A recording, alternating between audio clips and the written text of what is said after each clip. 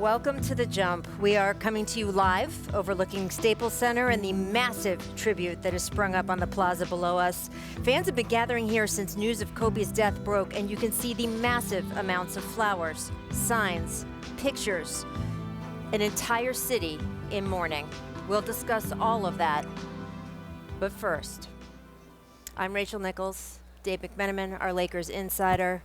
Matt Barnes, who played with Kobe, won a championship up at Golden State. Thank you guys both for being here today. So much to cover and discuss what's going on in the league now in the wake of Kobe's death as everyone is starting to try to pick back up the pieces. First, take a look here. They keep playing NBA games, and technically they still count, but it doesn't feel like it. How does anything in basketball matter right now? So many players, thick with so much grief, it feels like they might drown. Some of them just couldn't do it. Chris Paul sat out. Kyrie Irving sat out. The entire Lakers franchise is still so gutted, the NBA is postponing tonight's scheduled game against the Clippers.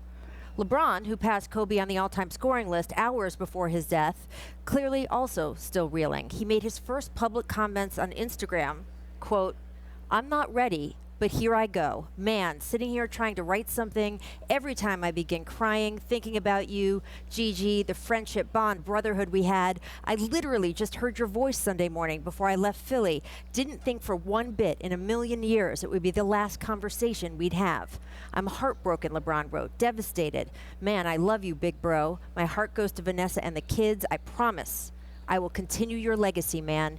You mean so much to all of us here at Laker Nation. It's my responsibility to put this stuff on my back and keep it going. Give me strength from the heavens above. I've got us here. There's so much more I want to say," LeBron continued, "but just can't because I can't get through it until we meet again." We also heard from Jason Terry, who battled Kobe for 17 years in the league, but on Sunday was scheduled to coach against him. Yes, it was Jet's daughter's AAU team that was supposed to play Kobe's daughter's team in the game that he'd been flying in that helicopter for. I ran up to the first official I could see and told him, "Look, there's no more basketball.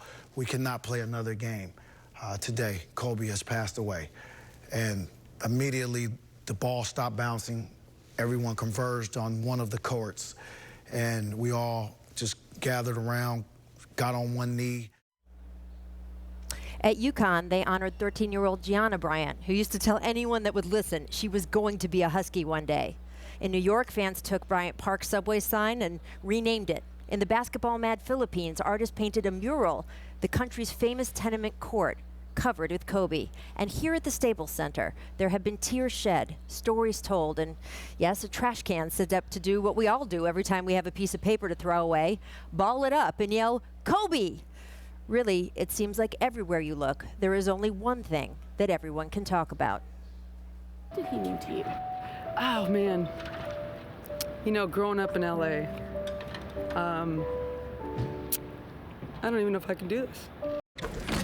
He was going on this journey with his daughter, and I think we could all feel that it was going somewhere special. And I'll sit there and watch Gigi, and before the game, I'll go up and I'll give Gigi a hug and tell her, you know, to go out there and kill. And she was like, "Don't worry about that, Uncle Mac. I got this." Just to watch her play, it was like watching a young Kobe. We still are the best duo ever created. I wish at 60 and 70 in the old folks' home or on the show, we could talk about it. Wow, watching all those people so sad and wounded, it gives you an idea of just how enormous the task ahead is for the NBA. Figuring out a way to properly honor Kobe, and then to go on to make basketball feel like it matters again. I don't know how we'll get there, but I know we have to, because Kobe loved basketball, and we're not going to let him down.